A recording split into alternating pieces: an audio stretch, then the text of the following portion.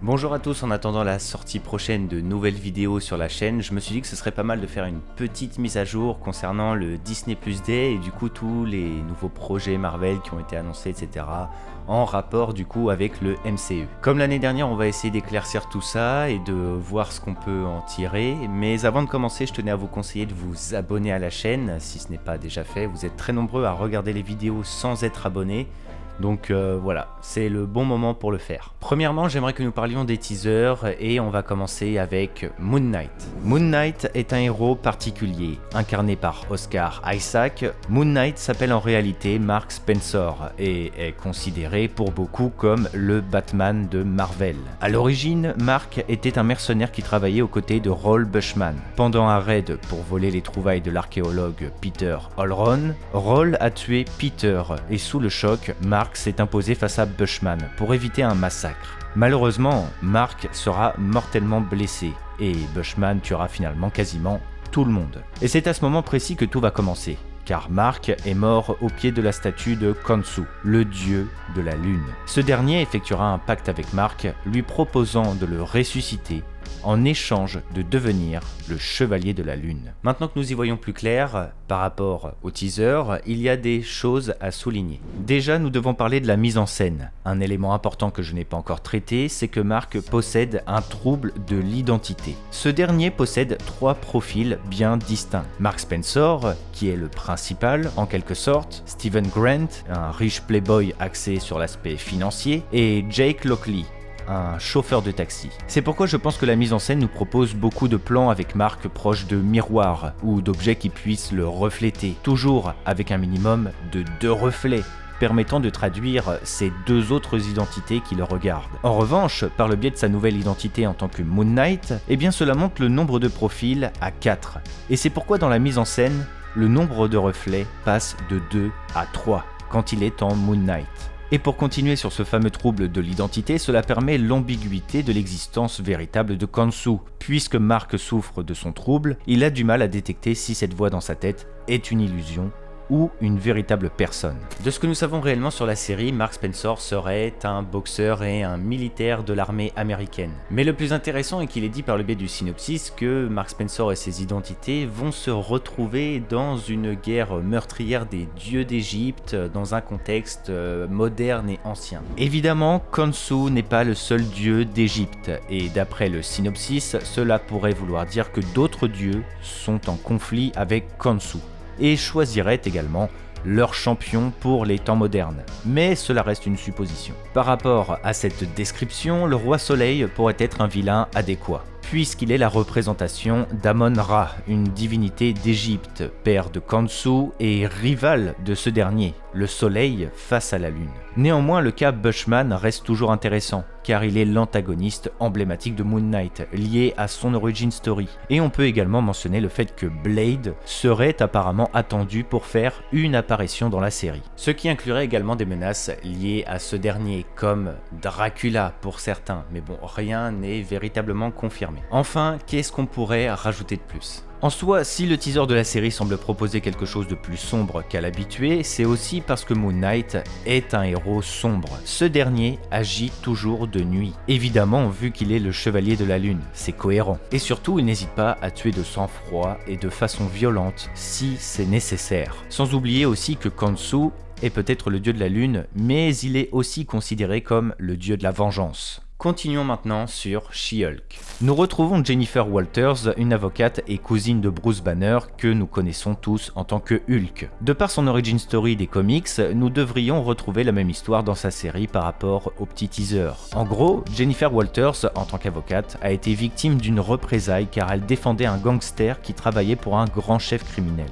Étant entre la vie et la mort, la seule solution a été que son cousin Bruce lui donne son sang pour une transfusion sanguine. Le synopsis de la série semble d'ailleurs approuver cette retranscription. Évidemment, le résultat a donné naissance à She-Hulk. C'est pourquoi elle possède les mêmes aptitudes que son cousin. Concernant la série en elle-même, il faut s'attendre apparemment à une épopée de 10 épisodes de 30 minutes, et dans le style comédie juridique. Ce choix de comédie n'est pas très surprenant, car She-Hulk est une héroïne qui fait beaucoup d'humour, et plus que ça encore, elle brise très souvent le 4e mur, comme Deadpool. Et c'est un élément qui est attendu dans la série, c'est pourquoi dans le teaser, elle semble s'adresser à nous, spectateurs. Cela explique également ce petit spot humoristique où elle affirme qu'il ne faut pas lui faire peur sous peine de le regretter. Néanmoins, il y a un autre point très important à souligner présent dans le teaser et qui symbolise clairement le personnage de She-Hulk. C'est que l'avocate s'assume complètement sous sa forme verte. Dites-vous que dans les comics, elle préfère même sa forme She-Hulk à sa forme humaine. C'est un élément qui va expliquer pourquoi son évolution sera aussi rapide. Contrairement à Banner, qui rejetait Hulk et avait du mal à cohabiter avec son pouvoir. She-Hulk assume complètement cette forme et l'accepte. Et il semble à coup sûr que l'on va le retrouver dans la série. Maintenant, si on s'intéresse au casting, Tim Ross sera de retour en tant qu'Abomination. Bon, soit, mais le plus intéressant est la présence de Jamila Jamil en tant que Titania, la plus grande antagoniste de l'histoire de She-Hulk. Le souci étant que Titania, de son vrai nom Mary McFerran, devient ce qu'elle est grâce au Docteur Doom par le biais du Battle World. C'est un peu compliqué à expliquer, mais ce qu'il faut retenir, c'est que c'est beaucoup trop tôt et trop abstrait pour le MCU, notamment du fait que Docteur Doom n'est pas encore introduit, et il y a vraiment trop peu de chances pour qu'il le soit avec She-Hulk. En revanche, Mary pourrait essayer de s'injecter la même transfusion sanguine que Jennifer pour devenir Titania. Ce qui me fait penser ceci, c'est que dans l'histoire de Mary, cette dernière était une jeune fille qui a subi du harcèlement. Elle a toujours été moquée et insultée, et pour contrer ça, elle s'est faite passer pour Spider-Woman afin de devenir populaire, ce qui marchera un certain temps, avant que le mensonge soit découvert. Mais ce qui est intéressant ici est que Mary cherche à devenir populaire et même une héroïne pour justement se venger de ce qu'elle a subi toute sa vie. C'est pourquoi dans une modification cohérente de son histoire, elle pourrait chercher à obtenir le sang de Banner et cela équilibrerait du coup les combats à venir entre elle et She-Hulk. D'ailleurs, dans une idée d'équilibre et de fanservice, l'Abomination pourrait se battre à ses côtés pour faire du 2 contre 2. Et qui sait, peut-être que Jennifer a causé du tort à Mary étant plus jeune pour lui donner une envie de se venger. Bref, j'avoue, on spécule de ouf, mais voilà sur quoi on peut s'en tenir pour le moment. Enfin, le dernier teaser nous a montré des images inédites de Miss Marvel. Alors, en vrai de vrai, ce teaser, comme pour She-Hulk, propose plus un visuel de ce qu'on va avoir dans la série que de réelles nouvelles informations. On retrouve bien évidemment Kamala Khan, qui est une jeune fille de 16 ans d'origine pakistanaise et qui est une grande fan de Captain Marvel. La série comportera 6 épisodes. Néanmoins, la question la plus intéressante concernant ce teaser est le mystère entourant son pouvoir, car pour ceux qui ne le savent peut-être pas, ils seront réadaptés dans le MCU. En fait, dans les comics, Kamala possède un héritage génétique provenant des Inhumains, et c'est ce qui va lui octroyer ses pouvoirs, qui sont symbolisés surtout par l'élasticité et la guérison. Pour le moment, il n'y a rien de véritablement confirmé, mais par rapport à sa future liaison avec Monica Rambeau et Carol Danvers, et la cohérence du fait qu'il n'y a pas d'Inhumains dans le MCU, sans oublier l'image promotionnelle que nous avions de la série, eh bien il se pourrait que Kamala se serve d'un artefact lié à l'énergie cosmique pour générer ses pouvoirs. Et ce qui me fait aller dans ce sens également est que pour le moment, malgré les teasers où nous avons vu Moon Knight en action, She-Hulk sous sa vraie forme, eh bien Kamala ne nous a pas montré d'élasticité, notamment avec son célèbre poing qu'elle fait grossir comme un marteau. Mais en revanche, nous avons retrouvé les codes visuels de l'énergie cosmique qui symbolisent Carol ou encore Monica. À voir du coup quelle sera l'origine exacte de ses pouvoirs. On continue avec l'unique image qui nous a été proposée sur Secret Invasion. On retrouve un Nick Fury avec une grosse barbe et sans son cache-œil. En vrai, on sait encore très peu de choses sur Secret Invasion, mais ça a quand même évolué depuis un an. Déjà par rapport aux dates de sortie, puisque la série sort normalement en 2022 et comportera 6 épisodes également. On se doute que c'est la suite de Far From Home, le moment où l'on retrouvait Nick Fury dans l'espace, et par rapport à WandaVision, nous avons la confirmation qu'il se trouverait toujours là-haut. Pour rappel, Secret Invasion parle d'une invasion secrète des Skrulls sur Terre pour se cacher des cris suite à une lourde défaite. Évidemment, c'est quelque chose qui va créer la paranoïa chez nos héros, puisque plus personne n'arrivera à se faire confiance, car tout simplement, n'importe qui pourrait être un Skrull en fait.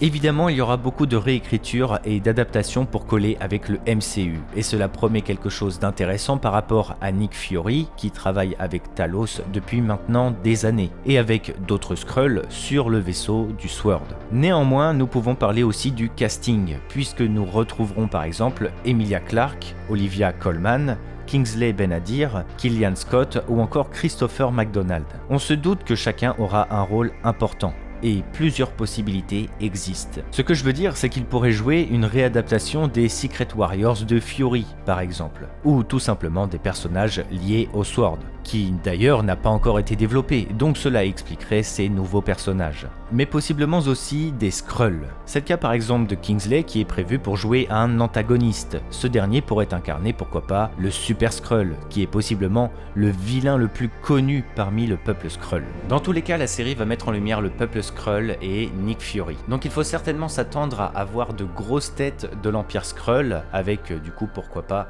Talos qui affronterait ces derniers depuis la Terre, tandis que Nick Fury serait face aux dirigeants de cette invasion depuis l'espace.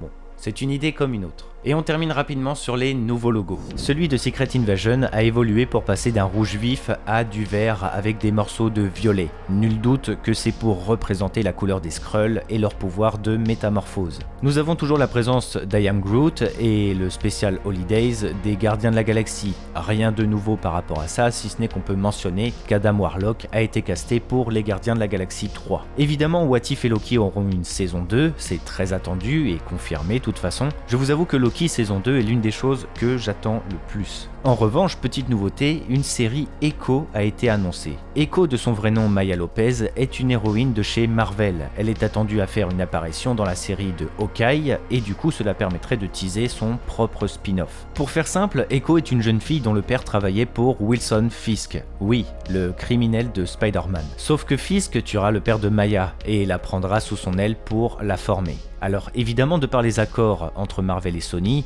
je pense que l'histoire sera réadaptée pour qu'elle soit adoptée par une autre menace qu'un méchant iconique de Spider-Man. Étant donné son apparition dans Hawkeye, elle pourrait pourquoi pas être la disciple du clown qui serait le vilain de Hawkeye. C'est très dur à définir pour le moment. Concernant ses aptitudes, Maya est sourde et sait reproduire à la perfection les mouvements de son adversaire, un peu comme Taskmaster. Mais le plus intéressant est qu'elle est très liée à Matt Murdock, alias Daredevil dans son histoire. La série Echo pourrait être donc une introduction pour le personnage, s'il n'apparaît pas déjà dans No Way Home. Et c'est un peu le cas également pour She-Hulk. Matt Murdock pourrait apparaître là-bas. Et enfin, les deux derniers petits nouveaux sont des séries dédiées à Marvel Zombie et Agatha Harkness. Marvel Zombie est attendu pour être une série animée. Effectivement, cela fait sens quand on sait que l'origine de la série vient de What If. En vrai, la réalité de Marvel où les zombies ont pris le pouvoir est possiblement le What If le plus connu de l'univers des comics. Je ne suis pas trop surpris de voir une adaptation en animation. À voir en tout cas quel impact cela aura sur le MCU, mais comme toujours, on aura des surprises. Puis la série Agatha Harkness m'intrigue pas mal, je vous avoue. Effectivement, malgré la défaite d'Agatha dans WandaVision, eh bien c'était sûr qu'elle allait revenir un jour ou l'autre. Wanda l'a juste emprisonnée, en quelque sorte. Et là, le fait de produire une origin story au personnage indique clairement qu'elle aura son importance, et étoffer son background va servir à mieux cerner son personnage pour l'avenir. De par ses récentes productions, Marvel semble commencer à s'intéresser à tous les aspects historiques de l'univers. Par le biais d'Agatha, nous pourrions voir le développement des sorcières de Salem, donc une histoire qui se passerait loin dans le passé. Mais surtout, cela va permettre d'ajouter du background au Darkhold, savoir comment Agatha a mal tourné. Il se pourrait que ce soit à cause du livre, étant donné que le Darkhold est réputé pour rendre fou son lecteur. Et du coup, comment elle a réussi aussi à se procurer le livre? Il y a une chance d'avoir des éléments sur les grands anciens, comme Chthon, qui est l'auteur du livre dans les comics, et pourquoi pas Shumagorath qui a déjà commencé à apparaître timidement. Enfin voilà, c'était une vidéo dédiée aux nouvelles annonces du Disney Plus Day, et puis j'espère que cela vous aura plu. Alors on n'a pas parlé de toutes les annonces, mais je voulais me concentrer principalement sur le MCU et tout ce qui est lié à l'univers, etc. Je pense que c'était pas mal de faire une petite mise à jour, et puis en plus de ça, ça nous a permis de spéculer un petit peu et de faire des petites théories, donc voilà. Si la vidéo vous a plu, n'hésitez pas à laisser un petit pouce bleu, à vous abonner à la chaîne, c'est très important, et surtout à me dire en commentaire quel projet vous a le plus hypé parmi les nouvelles annonces. Moi je vous avoue que ce serait, pourquoi pas plutôt Moon Knight, qui m'attire le plus pour le moment. Et puis écoutez, que le Lionheart soit avec vous, c'était Argorok. Allez, ciao tout le monde.